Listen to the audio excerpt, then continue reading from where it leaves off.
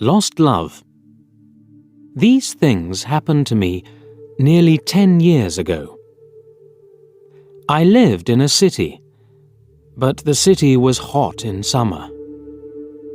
I wanted to see the country. I wanted to walk in the woods and see green trees. I had a little red car, and I had a map too. I drove all night out into the country. I was happy in my car. We had a very good summer that year. The country was very pretty in the early morning. The sun was hot, and the sky was blue. I heard the birds in the trees. And then, my car stopped suddenly. What's wrong? I thought. Oh dear, I haven't got any petrol. Now I'll have to walk. I'll have to find a town and buy some petrol. But where am I? I looked at the map. I wasn't near a town. I was lost in the country. And then I saw the girl. She walked down the road with flowers in her hand. She wore a long dress, and her hair was long too. It was long and black, and it shone in the sun. She was very pretty.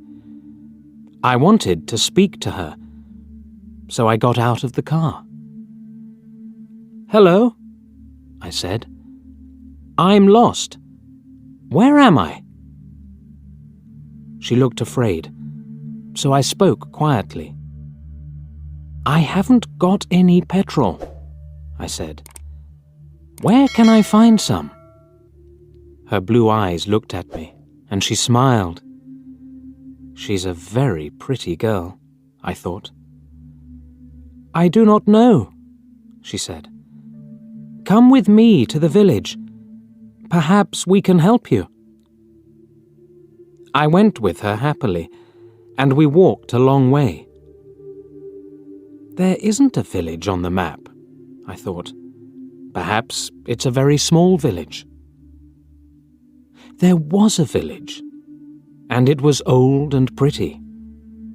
The houses were black and white and very small. There were a lot of animals. The girl stopped at a house and smiled at me. "Come in, please," she said. I went in. The house was very clean, but it was strange too. There was a fire and some food above it. I felt hungry then. That's strange, I thought. They cook their food over a wood fire. Perhaps they have no money. I met her father and mother, and I liked them. They were nice people, but their clothes were strange. "Sit down," said the old man. "Are you thirsty after your walk?" He gave me a drink, and I said, "Thank you." But the drink was strange too. It was dark brown and very strong. I didn't understand, but I was happy there. I asked about petrol, but the old man didn't understand. "Petrol?" he asked. "What is that?" This is strange, I thought. Then I asked, "Do you walk everywhere?" The old man smiled. "Oh, no. We use horses," he said. Horses, I thought. Horses are very slow. Why don't they have cars? But I didn't say that to the old man. I felt happy there. I stayed all day, and I ate dinner with them that evening. Then the girl and I went out into the garden. The girl's name was Mary. "This is nice," she said. "We like having visitors. We do not see many people here." We spoke happily. She was very beautiful. But after a time, she began to talk quietly, and her face was sad. "Why are you sad?" I asked her. "I cannot tell you," she said. "You are only a visitor here. We have to say goodbye tonight. You have to go now." I didn't understand. I loved her, I knew that, and I wanted to help her. Why did I have to go? But Mary said again in a sad voice, "You have to go. It is dangerous here." So I said, "I'll go to the next town and find some petrol. Then I'll come back." She didn't speak.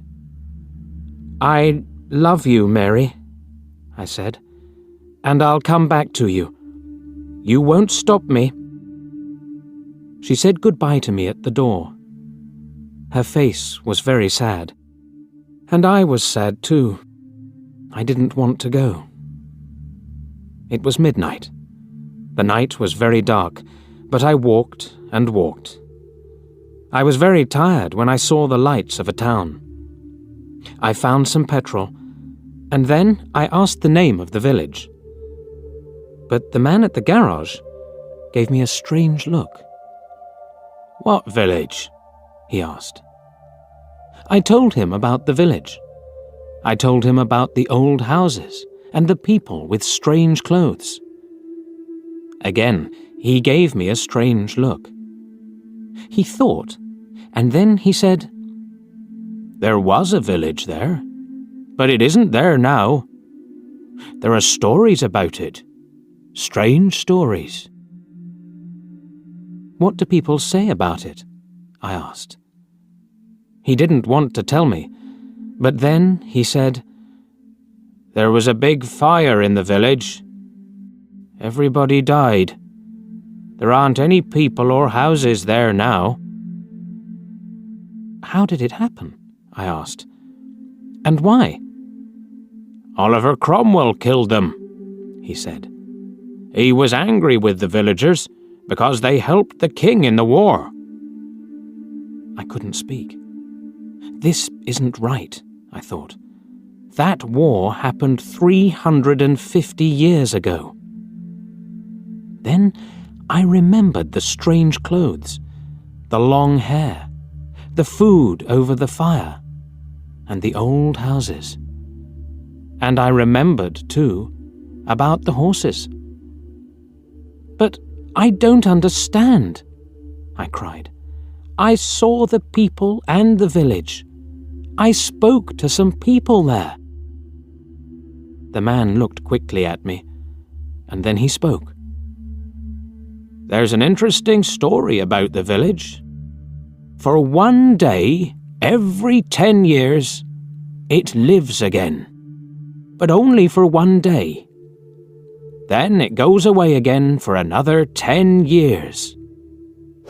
On that one day, you can find the village. But you have to leave before morning, or you will never leave." Can this be right? I thought. Perhaps it was. Mary said, "You have to go."